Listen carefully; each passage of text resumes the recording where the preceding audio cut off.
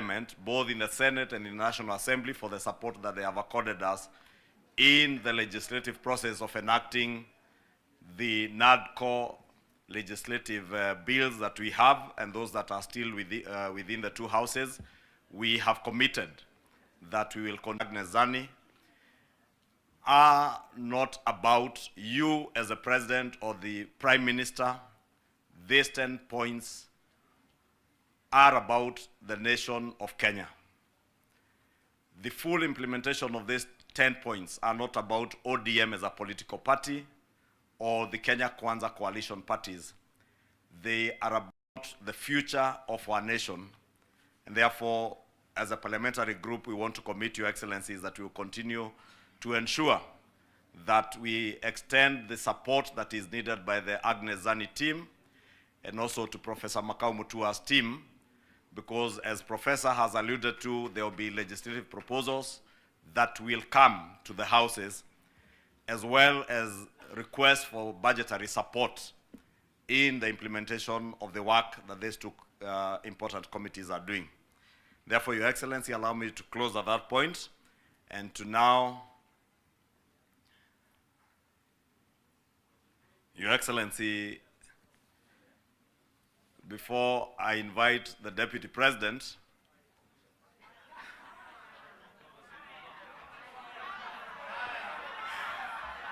we know whether ni fire si fire, noma si noma.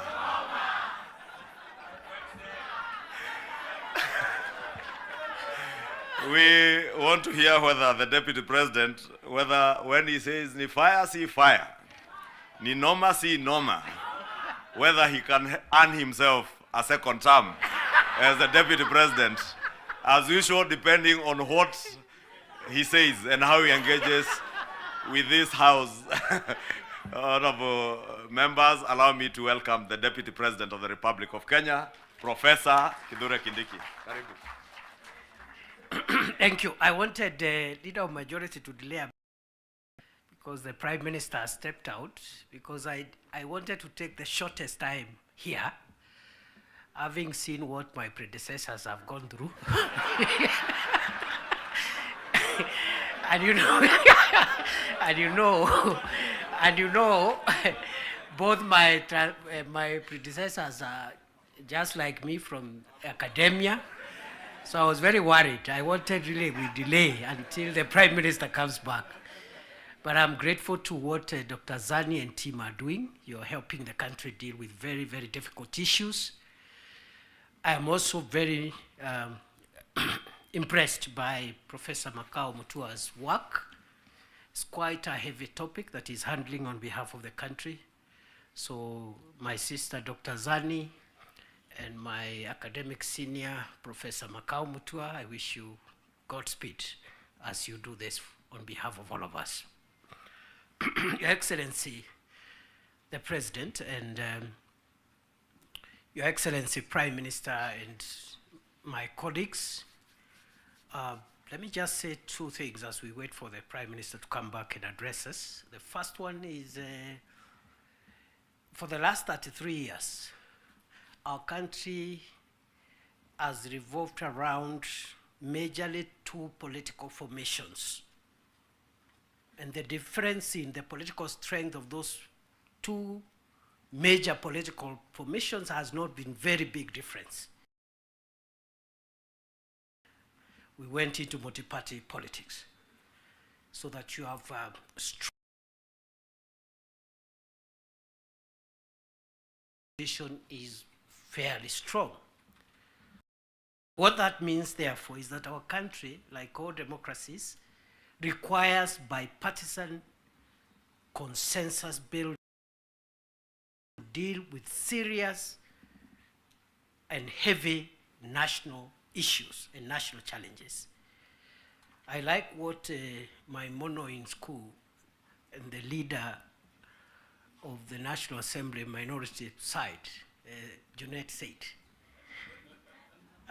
my distinguished mono. He said that bipartisanship, oh, he's back. I was just praising you, Junet. we need we need bipartisan efforts to heavily lift the serious national issues. You've seen them in the 10-point agenda: the fight against corruption, the fight against ethnic bias, the fight against all these vices. Without bipartisan efforts, no single side can be able to ever lift these national issues. So let us not underestimate what the leadership of the UDA through President Ruto, the leadership of ODM, His Excellency Raila Odinga, has helped us to achieve as a nation. Because none of us alone would have enough political largesse to be able to even lift on some of the issues we are discussing here today. So we are in good space, and for that we must celebrate and acknowledge the visionary leadership of President William Ruto and the visionary leadership and statesmanship of our elder brother, the Honorable Raila Odinga. Going forward, those of us who are younger politicians, we should pick lessons from these two leaders, because there's a lot of excitement by many people who are in the political space, and they think leading the country or managing the country's affairs is a small issue.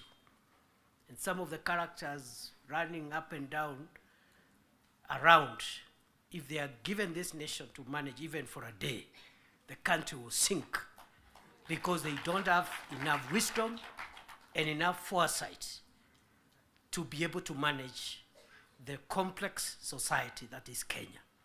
So Prime Minister, we appreciate your leadership, your vision, and you've been able to show us, those of us who are younger politicians, that elections and politics should not undermine the collective interest, stability, and progress of our nation.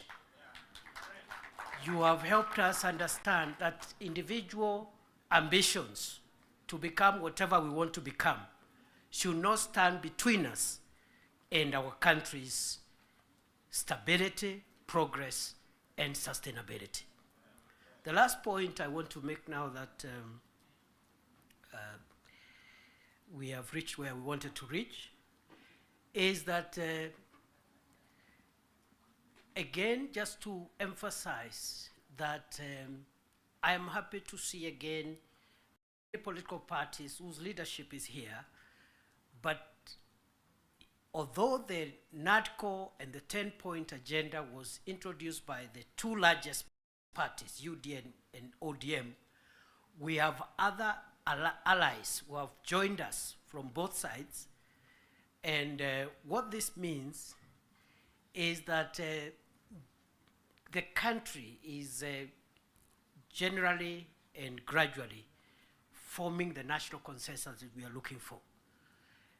And therefore, for me, the lesson I pick, even looking at the leadership that has spoken here, Stewart Matzayo from Kilifi, Owen Bayer from Kilifi, Junaid Mohammed from Migori, Migori and other places, and myself. Those who have felt that perhaps they need space to show their leadership skills, yet feel their background, their religion, their ethnicity disadvantages them. What the two large parties have shown us, UDA and ODM, under President Ruto and His Excellency Raila Odinga, is that those who have felt to be in the periphery, your stakes and your interests are better catered in large national parties. It is possible in a large national party to realize your dream, your potential and your skills to be tapped than otherwise. And therefore, going forward, as we form coalitions and build our respective parties, let us look towards building national parties as opposed to sectarian parties, because that is where the future. So, on that basis, I want to end there, because I saw my colleagues got, I don't know who got no term. I want to end there and wish this meeting all the best.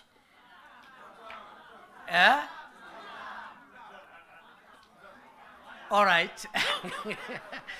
Now, because our leaders are here, after it is over, I'll remain behind, and then we'll also test a few slogans after that. With those many remarks, let me take this. The leader of ODM, Your Excellency Raila Odinga, please come and address us. Wapi makofi ya baba jameni? Baba ni fire, si fire.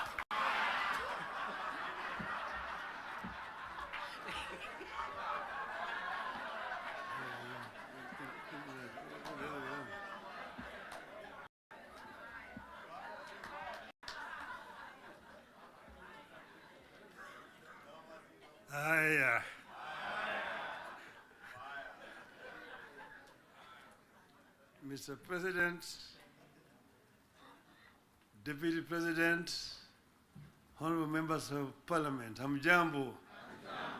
Hamjambo tena. Hey, I think I see almost a full house. Senators and members of the National Assembly. Thank you very much. I'm very happy to be here this morning to see you. I want to say that I'm charged, but I'm not scared.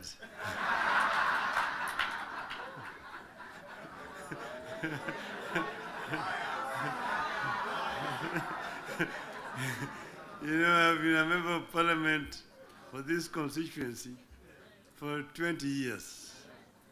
And I used to meet with members of Parliament. I was a Prime Minister. And every Wednesday was a Prime Minister's question time in Parliament. And I used to be harassed a lot by members of Parliament. And that's why I'm not scared. But let me begin to say that none of us thought a day would come when protagonists just a year ago would get together to chart a joint way forward for this country.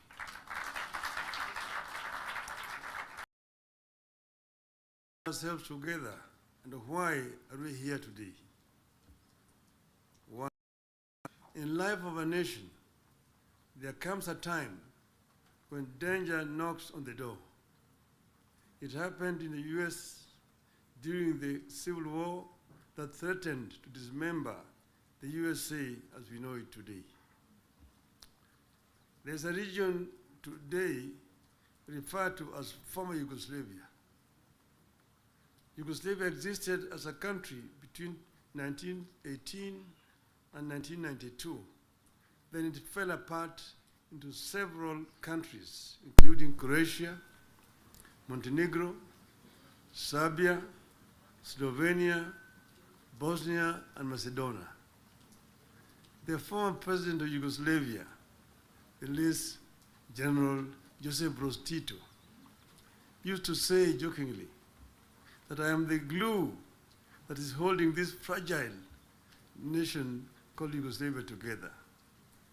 And if I depart, it may disintegrate in several small nations. And true to his prophecy, this happened today. There's no Yugoslavia. Closer to home here next door is Somalia. In 1991 we were here when Siad Barre was forced to run out into exile where he died. Look at Somalia today. So there are several examples that exist around the world. As leaders, we are supposed to scan the horizon, spot the danger, and act to subvert that danger. in 2024, that last year, you understood that the dark clouds that were gathering over Kenya could have been exciting, but they could also mark the end of Kenya. We decided that it is better to have an imperfect country that is struggling to mend its ways than to have a collapsed one.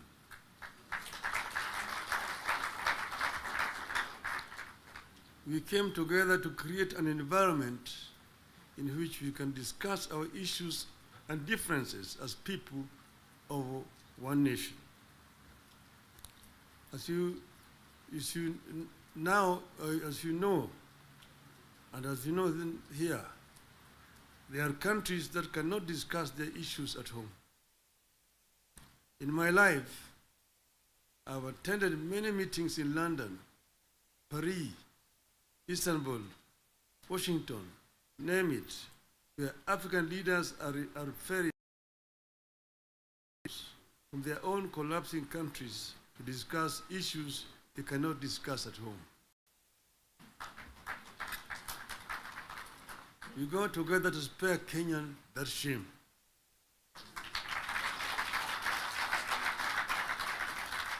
Our object was and remains one, as one US senator called it, our country, our whole country, and nothing but our country.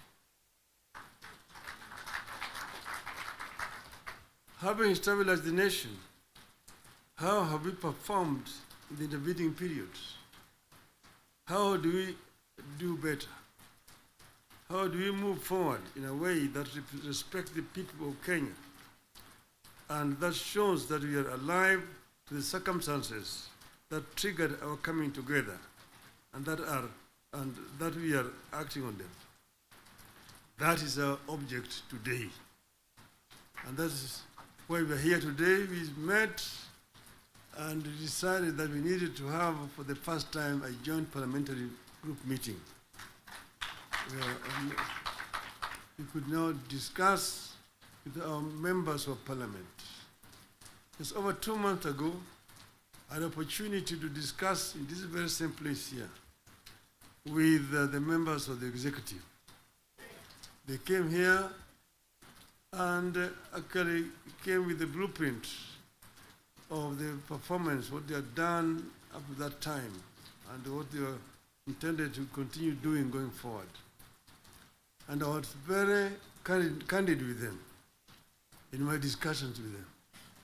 And I told them where I thought they were not doing right and what I thought they should be doing rightly. So as always, I'm always very candid indeed. Today, I'm meeting the members of the legislature. As you know, we have got 3 very important institutions: the executive, legislature, the judiciary. And I'm hoping that not very far away from today, I will have opportunity to talk to the judiciary as well. So I'm going to be very candid with you people.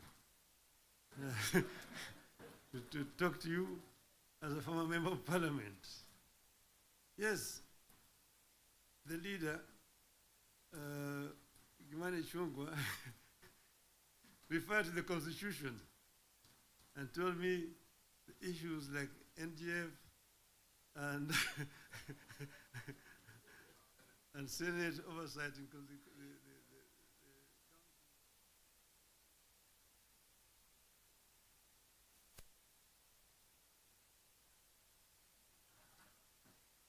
because, as you know, I was very involved with the constitution, making constitution of this country.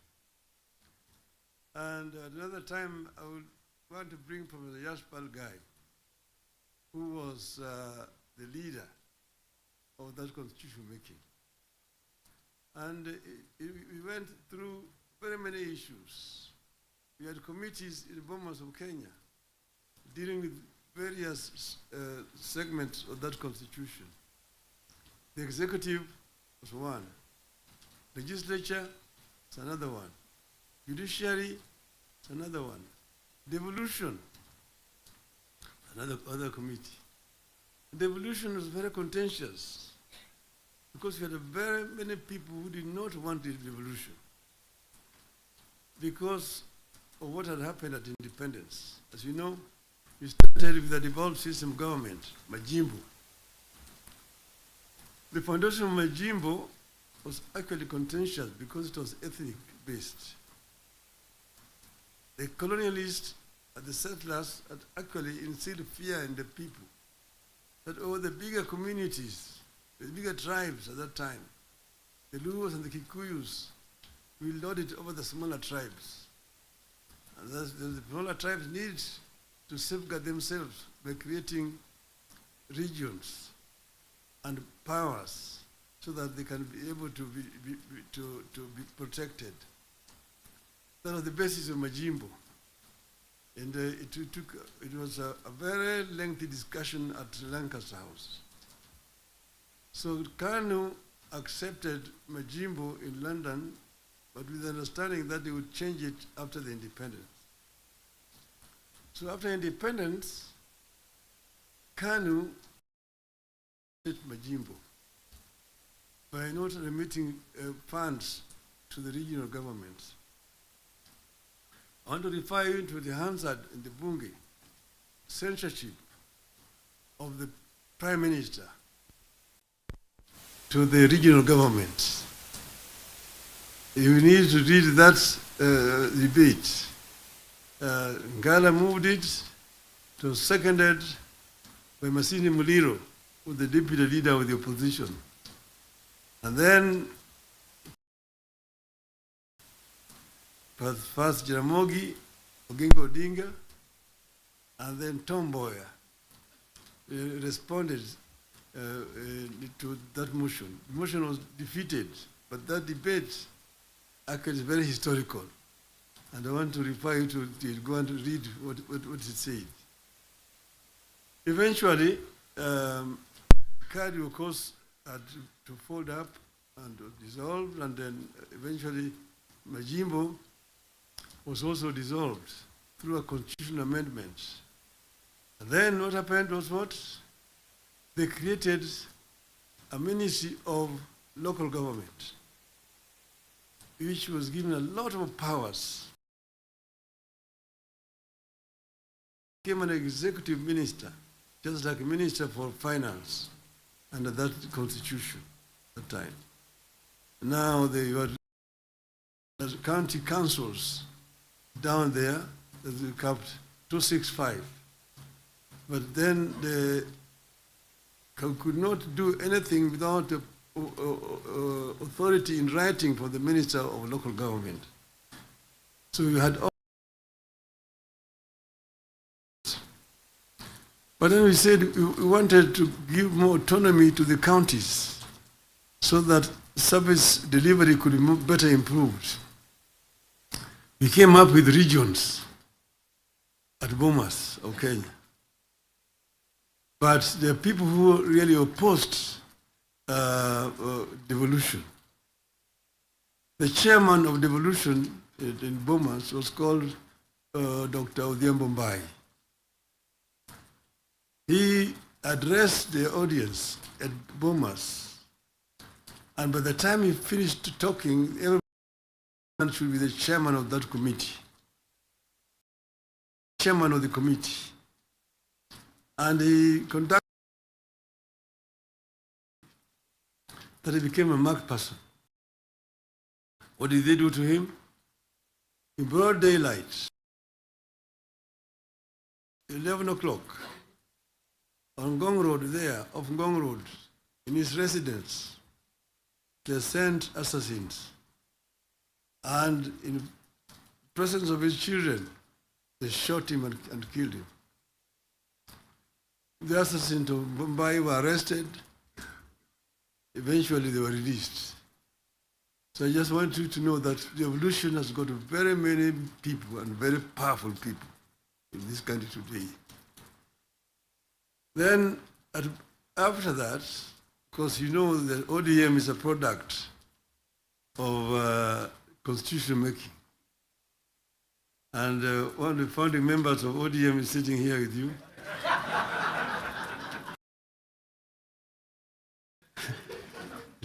The former president, who is a member of ODM in October, and all members are going to be invited.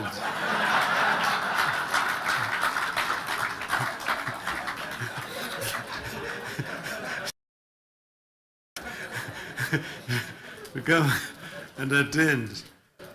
Now you see, we said that we want, we give clear, responsibilities. The executive, the legislature, and the judiciary. And the legislature is supposed to make laws that the executive uses to run the country. And the judiciary is then there to ensure that in implementation of these laws, the executive is not institution. But then, so the work of Parliament is representation, legislation, and oversight. Very clear, it's written there in the Constitution. Parliament is not supposed to be implementing. Parliament is supposed to be oversighting. It's not oversighting. And secondly, there is only two levels of devolution. There's, national and one level, county. Constituency is not an element of devolution. Devolution remains at the county. Down there, the constituency, the county government does implementation of the project.